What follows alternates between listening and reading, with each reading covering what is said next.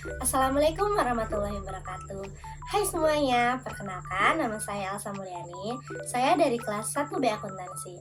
Di sini saya akan menjelaskan aturan debit dan kredit dalam akuntansi. Jadi teman-teman, apa sih yang dimaksud dengan debit dan kredit dalam akuntansi? Oke, dalam akuntansi, aturan debit dan kredit ini berfungsi untuk mencatat transaksi keuangan di dalam buku besar. Hal ini berfungsi untuk menjaga keseimbangan antara debit dan kredit dalam laporan keuangan. Berikut ini adalah hal dasar yang perlu diingat. Yang pertama ada aset.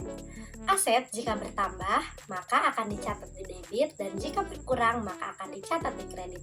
Contohnya, jika kita menerima uang tunai, maka pencatatan itu masuk ke dalam debit, dan jika kita membayar tagihan, maka pencatatan itu akan masuk ke dalam kredit.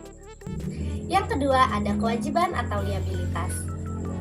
Kebalikannya dari aset, liabilitas ini jika bertambah akan dicatat di kredit, dan jika berkurang akan dicatat di debit.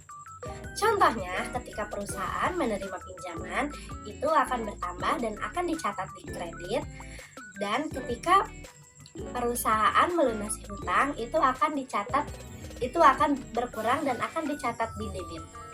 Yang ketiga ada ekuitas atau equity.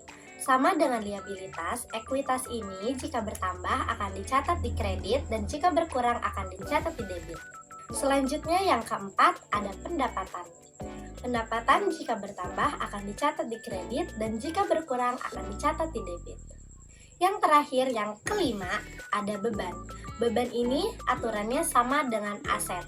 Maka jika bertambah akan dicatat di debit, dan jika berkurang akan dicatat di kredit. Jadi teman-teman, aturan ini adalah untuk menjaga keseimbangan neraca akuntansi, di mana setiap transaksi harus memiliki keseimbangan antara sisi debit dan sisi kredit. Jadi teman-teman, cukup segitu saja penjelasan dari saya. Semoga bermanfaat. Kurang lebihnya mohon maaf. Wassalamualaikum warahmatullahi wabarakatuh. Dadah.